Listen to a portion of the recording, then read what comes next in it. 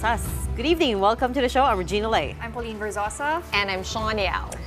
Tonight's big stories. Our Paris 2024 athletes are back in the country after a historic Olympic run in France. We'll get some live updates on their homecoming reception a little bit later on. And the Philippines has filed yet another diplomatic protest against China, this time for firing flares at a Filipino military plane in Scarborough Shoal. And the Office of the Ombudsman has ordered the dismissal of Bamban Mayor Alice Guo for grave misconduct, which means that she loses all her benefits and is permanently banned from public office.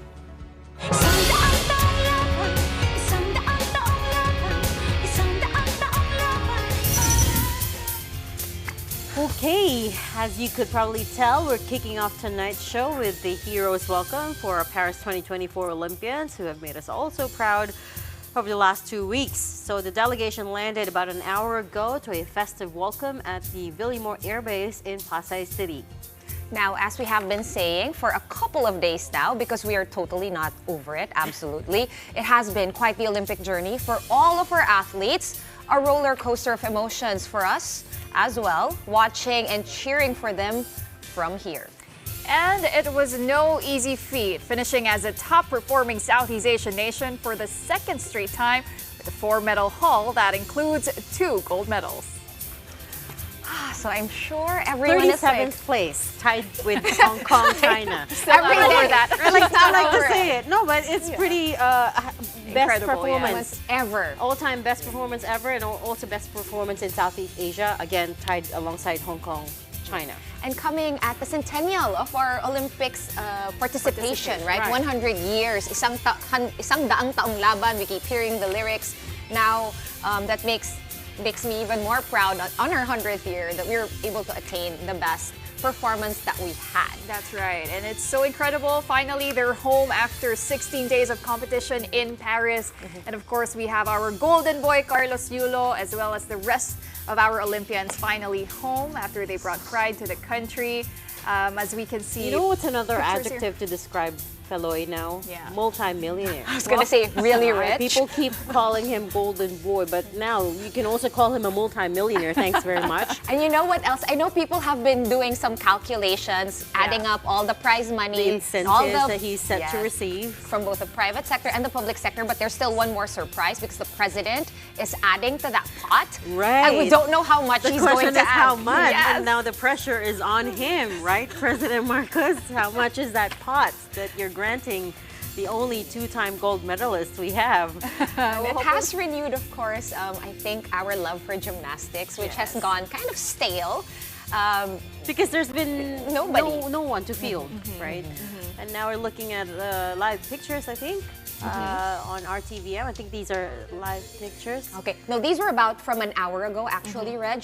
This was the coverage when the plane landed in Villamor Air Base in Pasay.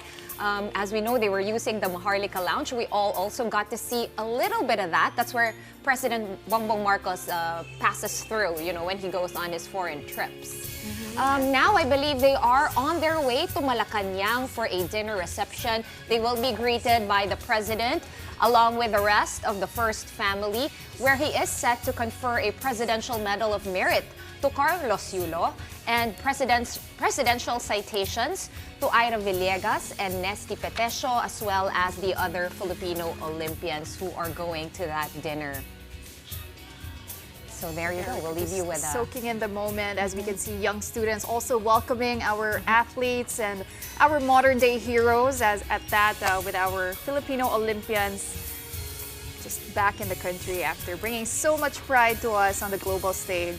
And of course, as we know, tomorrow, na-postpone to tomorrow yung parade. Yes. That will be happening in Manila, and we'll have a little bit more of details later on about that parade. But for tonight, again, dumating sila, I think around 7 p.m.-ish sa Villamor Air Base, and they are now en route to Malacanang Palace to be greeted by the president. They have a reception there.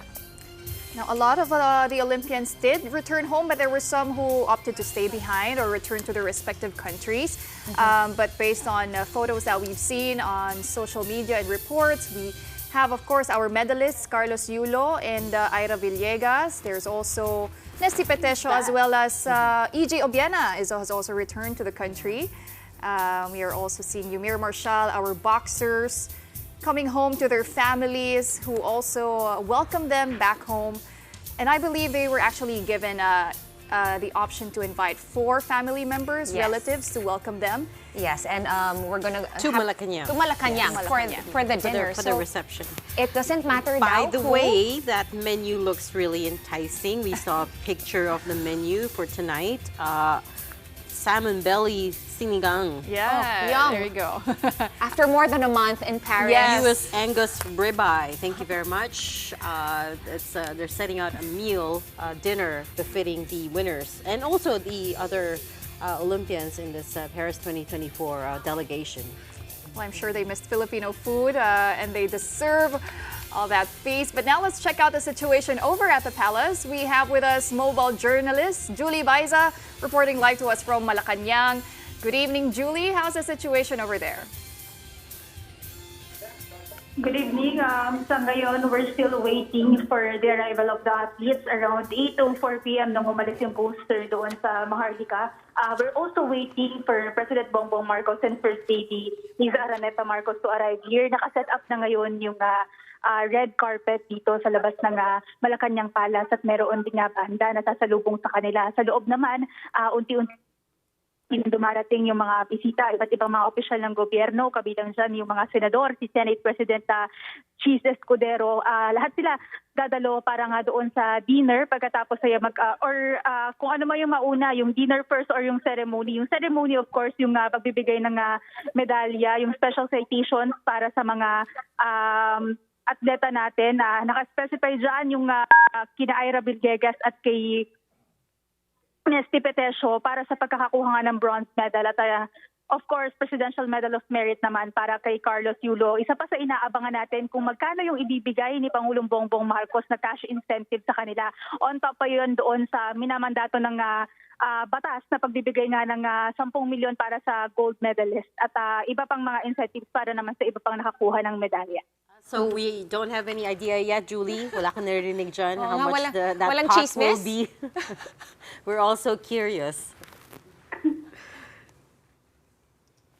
Yes. Actually, nasa labas lang kasi tayo ng palace since yung Malacanang press corps ay nahati sa ilang team. So yung team kung saan ako napunta is sa arrival itself lang. Yung mga nasa loob, we're asking them kung meron na bang figures. Ang sabi lang nila, madaming zero sa cheque. Maraming zero sa cheque. So it's not 1,000. It's not 10,000. So what is it? Okay, so ano yung program for... Wala bang exact figure?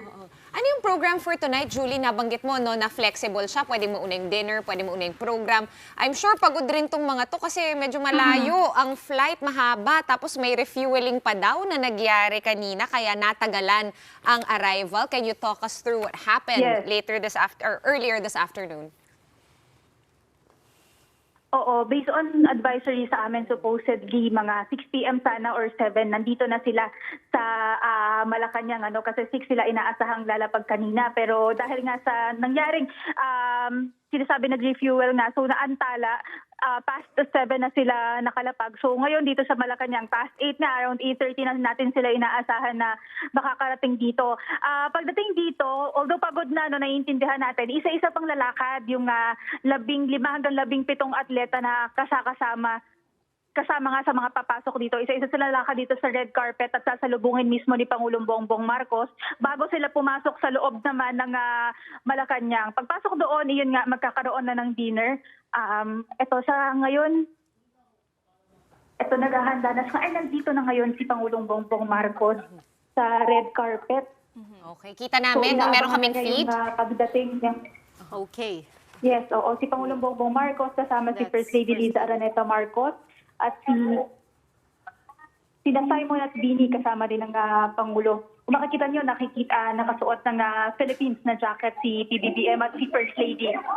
Ayan. Ang ganda ng jacket nila, kulay itim, no? Parang same sa athletes natin, pero black. Yeah, I think that's the Lumalapit standard Pangulong athlete's Bongbong. jacket. Wait, lumalapit si Pangulong Bongbong Marcos. Okay. That's looks not like- our feed, by the way. Just wanted to clarify that. That's the feed from Malacanang. So it looks like the athletes will be arriving any moment now at Malacanang as we see the first family ready to receive our Olympians fresh from Paris, France. Nagpapaunlak ba ng ambush interview ang presidente dyan sa sidelines, Julie? Kasi right now, ang camera ay nakafocus lang kay Simon, kay Vinny at kay First Lady Liza. Off-cam, no, si PBBM. Oo, medyo malayo ako kay Pangulong Bongbong Marcos pero may sinasabi siya ngayon na tungkol sa pagsalubong niya sa mga atleta. Okay.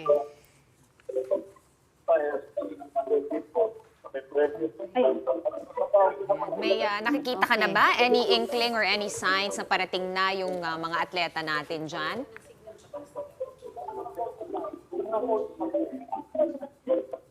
Ayan na, thank you, sir. Ayan na, itanong like he kay did Pangulong step- Bongbong Marcos yung sa ngayon na itanong kay Pangulong Bongbong Marcos yung incentive na posibleng tanggapin ng ating mga Okay. atleta. Again, that was a Malacanang feed. We apologize for that. But that's not our feed. We were just picking it up. Okay, so They're, apparently they're they're ironing out the logistics of it, the technical details. I'm sure maybe later on in the show we could try to get them back online. Yes, once the athletes arrive. That should be interesting. and hopefully have some salmon sinigang in their bellies. Okay, well, thank you so much for that, Julie. Okay, so there you go. Our athletes are, we are assuming, about to arrive in Malacanang Palace. But joining us live now from the athletes bus, we'll find out where the athletes are exactly. One sports correspondent, Carlo Pamintuan, also fresh from Paris for more updates from Manila. Hi, Carlo, are you there? Hi. We're no longer in the bus. Okay. We are already here inside the Malacanang Palace. So we're just waiting for the athletes to come over, but the reception is about to start. We took a different bus. Sir? We were with the POC officials. Okay, sir. Thank you, sir. So now we're just waiting for the arrival of our athletes before we get to start this program formally. I was expecting Carlo to speak in French. You were there so long, Carlo. Bonjour, Carlo. I'm sorry to disappoint. Carlo, you were on the chartered Philippine Airlines flight to Manila. Can you tell us about that flight? Was everyone asleep? Was everyone talking? Hyper Yeah. excited, still chatting. Yeah, that's correct. So we took an Emirates flight from Paris to Dubai. And then we moved over to a different terminal to hop on a Philippine Airlines flight. It was PR 8888. It was a special flight just for the Philippine delegation. And since it was a smaller aircraft, it could not do the jump from Dubai to Manila in one shot. So that was what pushed the need for us to stop over in Bangkok. It was pretty relaxed. The situation was relaxed because everyone had their own spot. Of course, there would be some people in the business class, but there are some of those who were on the economy side who got really all three seats rather to themselves. So everyone was in a comfortable situation. Even one of our bronze medalists, Nesty Petesio, decided that she wanted to sleep on the floor, so she just asked for a couple of blankets, and she was able to nap for a couple of hours on the floor in the emergency section area of the plane. So it was a really good flight. Everyone was looking forward to eating Filipino food, and we were served like sisig and adobo and beef tapa and humba. So everyone was happy. Everyone was just excited to go home and meet all of their supporters, their family as well when they arrived earlier Carlo, at the Villamor Air Base. as you mentioned, it was a long journey back home. But how many athletes exactly came back home to Manila, and how many went back home to their respective countries? A total of how many athletes are we expecting to arrive in Malacanang? I think almost all of them are here because from the flight, we had all the weightlifters, Johnson Isa, Vanessa Sarno, and Elrin Ando. We had all the boxers, Ira Villegas, Nesty Petesio, Carlo Paalam, Regina Lay, Yumir Marshall. And then we have Carlos Yulo, of course, our double gold medalist. I think it was the gymnasts, athletes from the girls division, from the women's side, that were not able to make the trip. But meeting us here in the Villamor Air Base, where Kiyomi Watanabe, Kayla Sanchez was here, Jared Hatch was also here. So it's a huge chunk of the delegation that will be coming over to the Malacanang Palace in just a little bit. It was the female gymnast, and I guess also Sam Katantan, right? She just Sam was here. graduated. Yeah. She's Sam was here. here. She was here Oh, earlier. she's Yep. here. Okay, so she's Yep. coming over too. Okay, Nice. that's Okay, fantastic. Carla, you mentioned that the special flight is PAL 8888. That's a flight number. Any particular reason why it's 4 8s? Because 8 is lucky. I think it Yes. was just lucky. I think that would be I knew he was the gonna say biggest that, because biggest 8 is lucky. explanation for it. Because this is a lucky bunch, right? Of course, luck is one part of it. Hard work is another part of it. But this is the best ever Olympic performance of the Philippines, right? To be number 1 in Southeast Asia, to not medal for the longest time until Heidelin Diaz broke the drought, and then we had 1 medal, we had 4 medals, and now we have 4 medals with 2 golds. So this has been an amazing run for our Philippine squad, and it's just fitting that they were treated with a grand welcome here in the Philippines. Okay, are you also invited to the dinner? Because we want a ticket to that too. You want the menu? It's salmon belly sinigang. with, Yeah, we talked about it. Anything else Yes, apart yes. from that? It's Angus ribeye, thank we you. have a spot here. We will be sharing this celebration with all our athletes, and I'll send you the menu. Okay. Well, thank you so much, Carlo Pamituan, one sports correspondent, all the way from Paris, France, until the bus outside Malacanang. Well, she's back. Yes. Carlo, I mean. Okay, now what looking we're at live seeing, pictures. yes, on our screens, the parade of athletes, they are walking on the red carpet on their way into Malacanang Palace, into the hall that has been prepared for their heroes' welcome, where, of course, as we have been saying, they will be having dinner of salmon sinigang and Angus ribeye, and they will have a short program to be recognized by President Bongbong Marcos. And now we can see swimmers Jared Hatch and Kayla Sanchez behind them. We can also see our weightlifters. We have Ellerina Ando. We can also see John Ceniza, of course, representing us in weightlifting in the Paris Olympics. As we see them now marching down the red carpet, ready to be received and welcomed by President Bongbong Marcos himself. And the first family, we see First Lady Liza Araneta Marcos, as well as their children, Vinny and Simon. Vinny and Simon, yes. We also Missing see here Representative Sandro. athletics. We have Lauren Hoffman, and we also have John Cabang Tolentino, and the Golden Boy with his 2 gold medals. Of course, bringing up the rear. I don't think He's Carlos now- will be able to take a rest from those medals. I think he has to wear them all the way until after the parade tomorrow. I wonder how heavy. After the parade tomorrow, and when we're trying to get him to come to our studios as well. I think that might happen sometime this week. So he's going to wear those 2 very heavy gold medals too. And there we have it, the first interaction between President Marcos and 2-time gold medalist Carlos Yulo being congratulated by the first family there. We also saw our boxers, Ira Villegas, Nesty Petesio, who took home bronze medals each in boxing in the Paris Olympics to complete our most bemedaled campaign yet in Paris with a total of 4 medals. As Regina mentioned, the Philippines did finish in 37th place overall, our best finish yet in the Olympics after 100 years of participating in the Summer Games. I'm still dying to know how much the president is committing to our gold medalists, but we will circle back to that. For now, as we were saying, the Heroes Parade for our Paris Olympians is all set for tomorrow. And if you want to try to catch them, well, our reporter Ian Suyu has all the details for you. Listen. The city of Manila will roll out a grand parade tomorrow to welcome home the country's 22 Paris Olympians, led by 2-time gold medalist gymnast Carlos Yulo. Tarpaulins congratulating the Olympians have been put up along the parade route, which will begin at the Aliu Theater in Manila at 3 p.m. The 7-kilometer route will cover the stretch of Rojas Boulevard, P. Burgos and Finance Road, a portion of Taft Avenue and Quirino Avenue before heading to Adriatico Street. So expect heavy traffic along these roads. The parade will end at the Rizal Sports Complex, where the young Kaloy took inspiration from gymnast training and competing in there. The complex is also just a stone's throw away from Leveriza Street, where the Yulos family house is. Among those waiting for Kaloy's return is his grandfather Rodrigo, who was the one who brought him to the Gymnastics Association of the Philippines to train. Siguro mga 3 years na siyang hindi pupunta dito. Buong puso't kaluluwa namin siyang hinihintay, lahat kami. Buong pamilya, pati mga kapitbahay namin, gusto siya makita. Also waiting on Kaloy to drop by are the teachers and students at his former elementary school. Naka-program kami bukas sa kanyang Heroes Welcome na mag-audience ang 300 na estudyante natin sa Rizal Stadium. Isang napakalaking motivation din sa kanila na kaya pala ng isang public school. Apart from the welcome parade, the City of Manila has pledged monetary incentives to Kaloy Yulo for his double gold achievement and EJ Obiena, who hails from Tondo. For News 5, Ian Suyu. We are One News. Okay, our athletes have arrived inside the hall in Malacanang Palace, where they are going to have dinner in a short program. For us here at The Big Story, we're going to go on a quick break right after that. The Philippines has filed a diplomatic protest against China after their latest run-in over in Scarborough Shoal. The details on that and more when we return. Keep it here.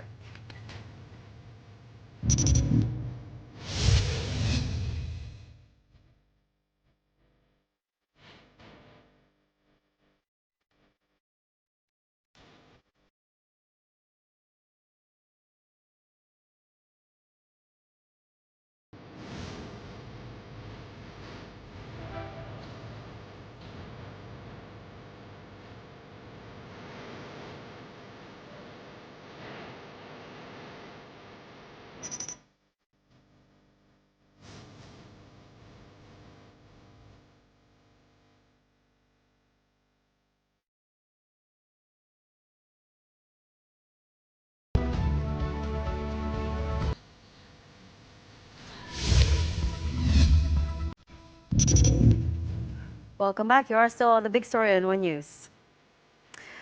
Turning on over to more serious news for a second, the Philippines has formally filed a protest over China's use of flares over in Scarborough Shoal. So what's next, and how is the Air Force preparing its case, rather in case Beijing does it again? Marian Enriquez has that story. This footage from Reuters and viral press captured the moment when flares started dropping. As seen from the cockpits of the Philippine Air Force aircraft, you can also see brief bursts of light from the multi-role fighter jet of China. This happened on August 8, while the Philippine Air Force's NC-2121I plane was conducting maritime patrol over Bajo de Masinloc or Scarborough Shoal. Two unspecified People's Liberation Army aircraft fired the flares a few times. Foreign Affairs Secretary Enrique Manalo confirmed that they have already filed a diplomatic protest with China.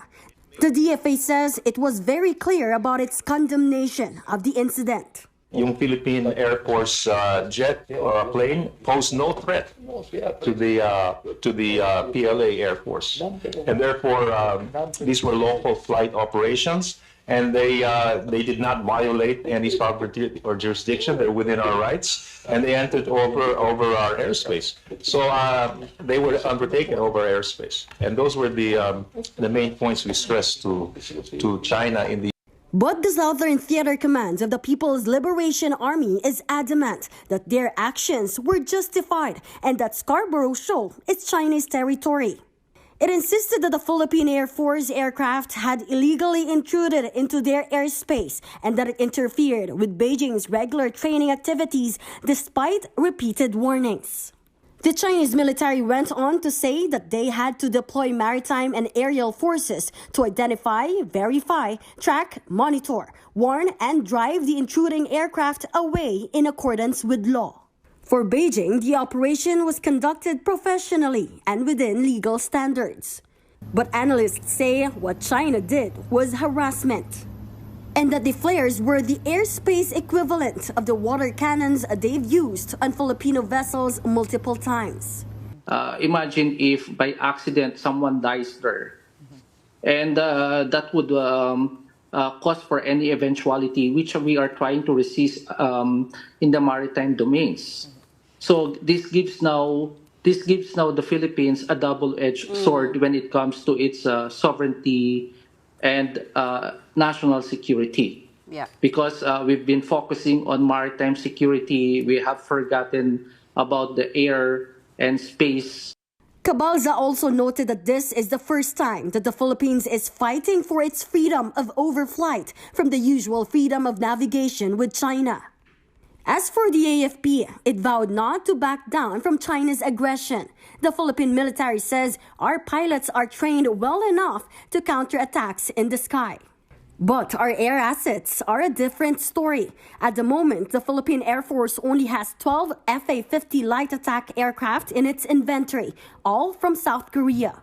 This is why the armed forces is now pushing to acquire air assets faster, particularly modern multi-role fighter jets, the same make and model China used to drop flares on August 8. For News 5, Marian Enriquez, we are One News. And here we go. The Office of the Ombudsman has ordered the dismissal from service of suspended Bamban Mayor Alice Guo for grave misconduct. She is also permanently banned from running for or holding any government position. Juan Gualvez with the rest of the details.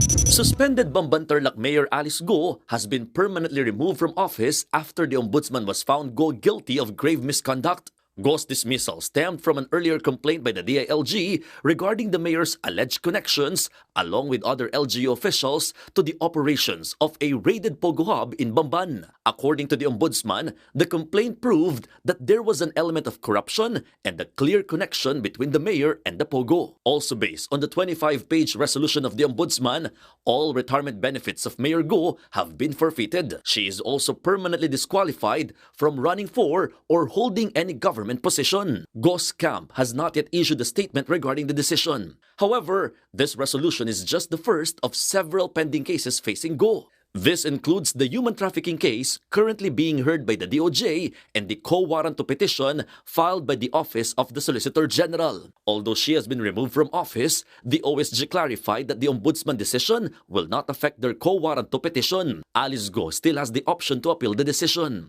In addition to the OSG, the COMELEC has also moved forward with a complaint against Guo for material misrepresentation.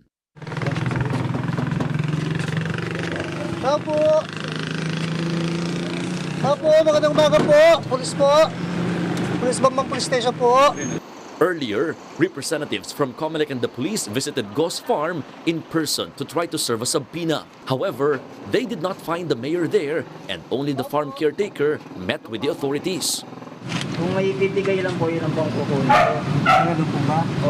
Wala po akong sasyoso na magsalita. The authorities also went to the mayor's office in the municipality of Bamban, but only the secretary of the acting mayor received the subpoena. Hindi makakarating po kay Mayor Guo. Ay, palagay ko po hindi. Actually, hindi na po kami tumatanggap ng mga subpoena from, for the mayor or for the mayor. Recall that the complaint against the mayor originated from allegations of falsehood in her certificate of candidacy after it was proven that she and Guo Waping are the same person. Although Guo did not personally receive the subpoena, the COMELEC maintained that it is deemed served, meaning the subpoena has been considered delivered to her. Well, the law does not make any distinction whether it is her own staff.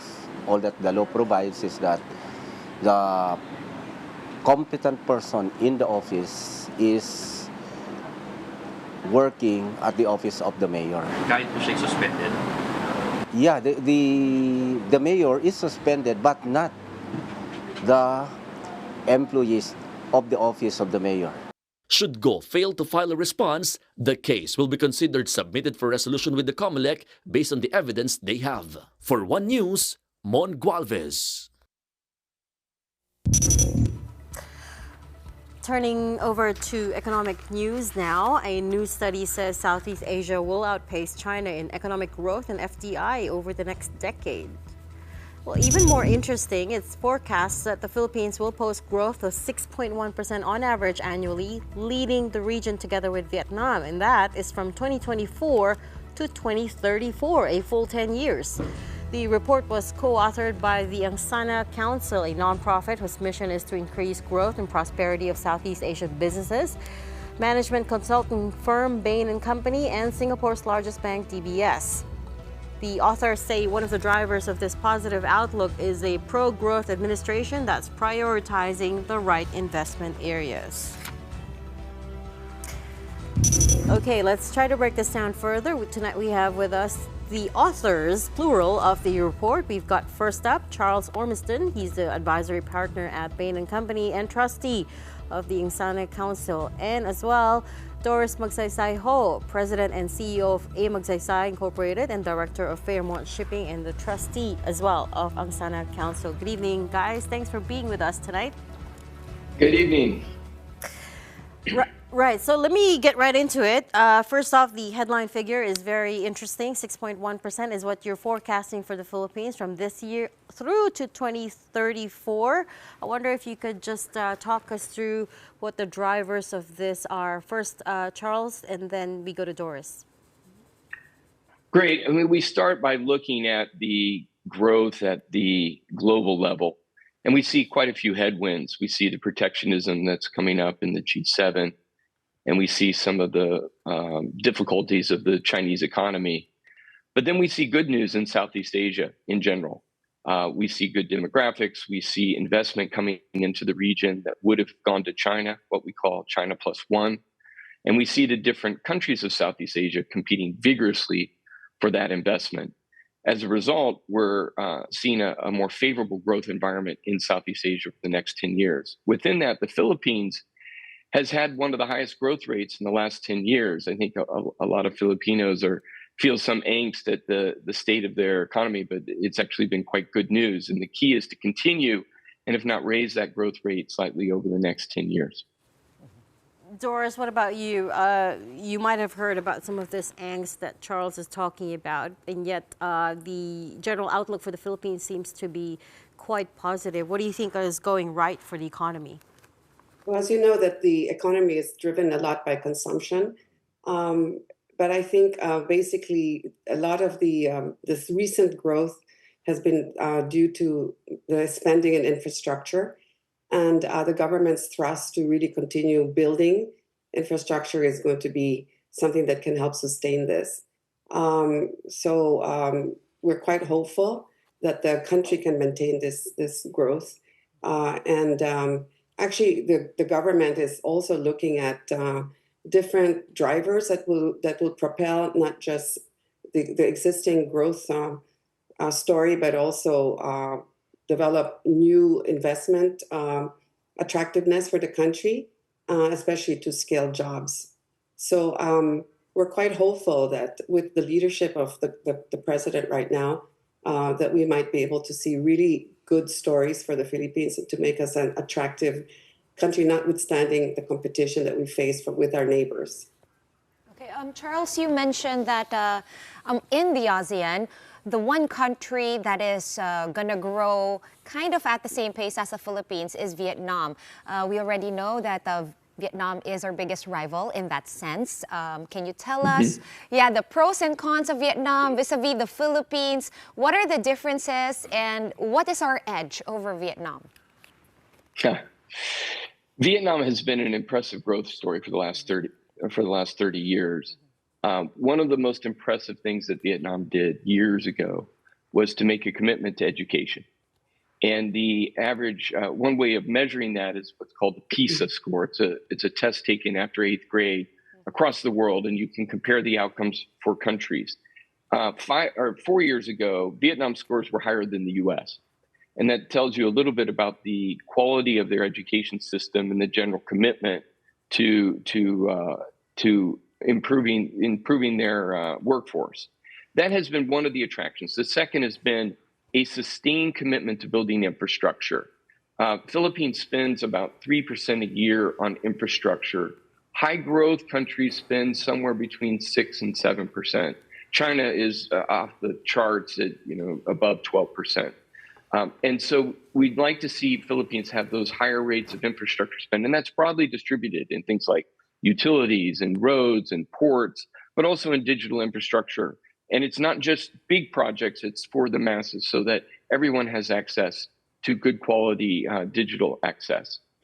The other thing that Vietnam has done well is they have competition between different provinces of Vietnam, different industrial states.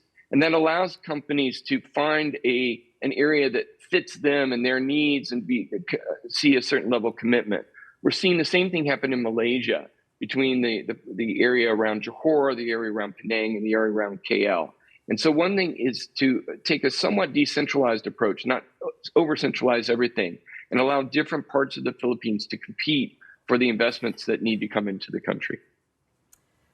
We can't talk about Vietnam without talking about geopolitical tensions with China, and that's an interesting relationship there because Vietnam has its own maritime dispute with China, and at the same time, China is their largest trading partner. So, Doris, I'm going to turn to you. How big of a factor do you think geopolitical tensions are with China are in terms of the growth prospect for the Philippines? And actually, the report mentions this in passing, indicating it could be a headwind. What do you think as a business leader? Before we go there, I just wanted to focus a little bit on what you asked about Vietnam. I think aside from what Charles mentioned, what Vietnam has done so well that we can be inspired by is their focus on not just doing everything to be attractive as a country, but to build the ecosystem around certain sectors. And so this is basically what's inspiring us. We are really working as a country now. We must work as a country now on identifying a few areas and a few sectors where we really can excel to scale the jobs. And this is one of the things that Vietnam does, is they really measure their success around the scale that they develop. So where one example is semiconductors. I know that you've seen a lot of news about semiconductors. And so one of the areas that the Philippines is now focusing on is how do we build the infrastructure. How do we build the ecosystem around infrastructure? How do we make ourselves attractive, especially since we have one thing that is fabulous, which is the talent that is very important for that sector. So, so I think we can learn a lot from Vietnam on that. But I want to pass this issue on the geopolitical issue to Charles, please. Charles, go ahead. That's quite a hot potato. I think one thing we'd observe is that over the years, most countries have had somewhat difficult political relations with the superpowers. So it would be the same with the U.S. over time. But Japan, Korea, Philippines, Vietnam, they all have issues that they have to work out with China. And yet at the same time, it has become their largest trading partner and offers enormous opportunities for investment. So I think it will be a constant challenge for the Philippines to navigate that tightrope where you do want the investments from China, you do want to have trading relationships with China, you do want to ensure that you're getting the technology that's coming out of China to support growth, and yet at the same time address your political concerns and through political channels. So there has to be some decoupling to some degree between the business and the political. Well, Charles, still staying on the topic of political concerns, the U.S. elections will be taking place later this year. How do you think this will affect or change the economic picture for Southeast Asia, especially if Donald Trump wins a second term? As we know, the Philippines is heavily reliant on the U.S. So how will this be affecting us? You know, it's very unpredictable, both the election and frankly, what Donald Trump will do. He has, I think one thing that we have observed over the years is that it'll be important for President Marcos to develop a personal relationship with Trump if he becomes elected. We saw, for example, in Japan that creating that personal bond creates benefits for the country. So some of this will be in the hands of the leadership. You could see it go both ways. On one hand, it's likely that the U.S. Would raise tariffs on a greater number of Chinese products, and that would cause more business to shift from China to outside of China, and the Philippines and other Southeast Asian countries are logical destinations for that investment. At the same time, that protectionism could rise for everyone.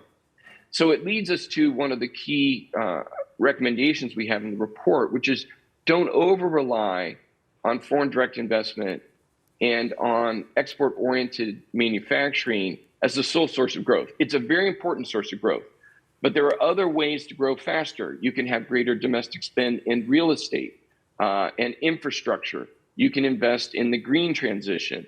You can invest in education in the local environment. And so, and there's entrepreneurism, which is a key driver of growth, for example, in both Indonesia and Vietnam. So we'd like to see Philippines pursue a multi-legged growth strategy as opposed to just focus on one bet, like we're going to win with U.S., and then find that the winds of change go against you. Totally makes sense. I want to pick up on something that Doris had said. You touched on semiconductors, obviously one of the key export products of the Philippines. The report actually says in terms of investing in emerging technologies like electric vehicle manufacturing, semiconductors, data centers, the Philippines still actually lags other markets in Southeast Asia. That's crucial because there's a bit of a semicon arms race, if you can call it that, going on right now with everyone trying to get a slice of the pie. What do you think needs to happen here in order for us to, take some of that, take some more of those opportunities over?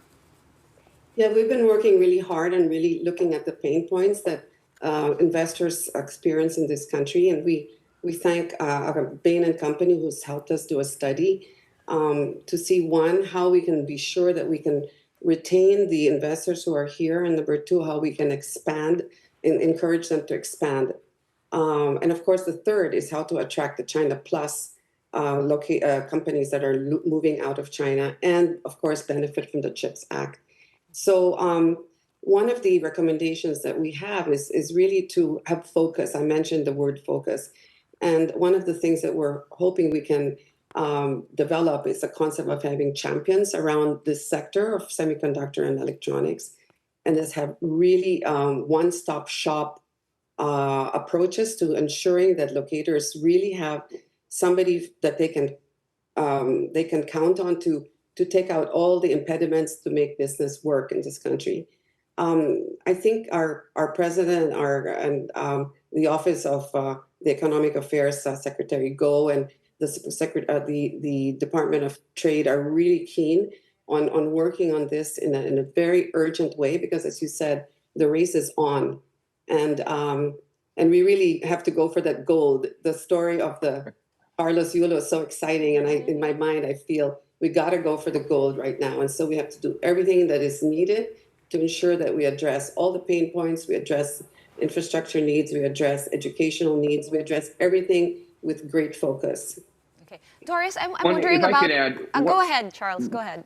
Yeah, one of the most interesting pieces of data that came out of the report was that in the last 10 years, Singapore has won about 58% of all foreign direct investment in Southeast Asia.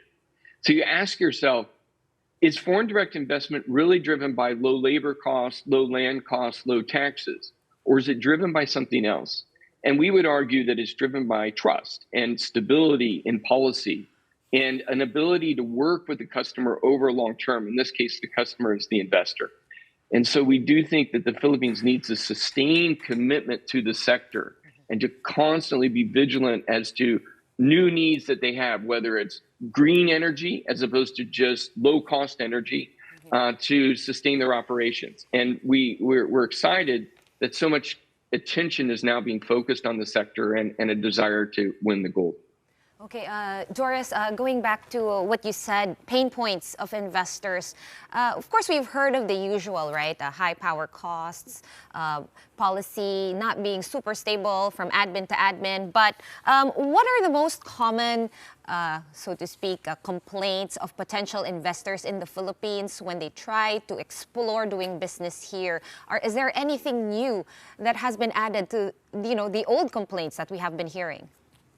Well, I think instead of focusing on the complaints, let's focus on the potential solutions, right? And as I said, I think really addressing focus, getting a champion that really addresses the sectoral needs. And this champion concept will not just be for semiconductor, but it could be for every other sector that we're going to pursue, rather than just a one-stop shop in a PEZA. It really is a one-stop shop for the sector. It could be a mining one-stop shop. It could be, and this really addresses I think we believe will address the ease of doing business, which has always been the complaint. And it seems so obvious that one should make ourselves so attractive and so easy to work with. So I think if we can focus on that and on really just ensuring that we address every little if we have 100 signatures, let's make it 5. If it takes 1 year, let's make it 1 month. If it's a matter of really understanding the ecosystem needed so that we really become so attractive, because everything you need, all the subcontractor supply base is already there with us. And I think that kind of shift in mindset, I'm quite excited, because I think our government now is one that listens a lot to the private sector. And together, I think we can really lick this. As you said, go for gold in business as well. And on that positive note, I'm going to have to leave the conversation there. Doris Magsaysay Ho, President and CEO of A Magsaysay, as well as Director of Fairmont Shipping and a trustee of the Angsana Council, as well as Charles Ormiston, Advisory Partner at Bain & Company, and also a trustee of Angsana Council. Thank you guys for joining us tonight. Okay, we have just a few minutes left. We're going to try to go back to the live feed of the Olympians over in Malacanang. There you have it. Many zeros. 1 million pesos is the answer. But that goes to Carlo Paalam. Right, okay. So 1 million pesos, and on the check it says Carlo Paalam. We see so his 4 guests. All the athletes will get 1 million pesos each, and their coaching staff will get 500,000 pesos each. So they will be receiving this cash incentives from PAGCOR, and the Office of the President also matched that amount as well. So in total, they will be taking home 2 million pesos each for each Olympian. That's still on top of the benefits and incentives that they will be receiving for the medalists. 10 million pesos for Carlos Yulo for each gold medal, and 2 million pesos for the bronze medal of Ira Villegas and Nesty Petesh. So 10 million pesos on top of the one mandated by law. Yes. So effectively, from 10 million pesos is the benefit mandated by law. Correct. There is a Republic Act. So on top of the 10 million. That's what the president is giving. Another. So 10 for each gold. So effectively 40 million. Yes. From the public sector, from the government. Basically 20 million from the government, like 20 million from the president. Like I said, you can start calling him multi-millionaire Kaloy from now on, not just Golden Boy. You know, but I love all the athletes getting something. You know, yes, this is probably going to fund their training. They absolutely deserve it, if not more. And just to put things into perspective, these athletes are not professional athletes, so they're amateurs and they don't really have a typical salary, you know, a large amount, unlike professional basketball players, That's right? So how does that work, right? Like if you belong to your sports association and like you said, you're not a pro athlete, do you just get receive an allowance? Yes, but of course it's not so hefty, or as to compare it to just salaries. Enough, probably. Just enough. Yeah. So for them to compete in international competitions and to win prizes and to receive incentives really means a lot to them. I certainly hope they don't have to use this money for training, though. I hope enough brands step up and try to support them, because this should just be incentive personal money for them. Exactly. To for do the years of hard work. It's the reward. Exactly. Right? It's the reward for, because we're sharing in their moment right now, and it's such a small moment. It's such a small glimpse into their life as athletes.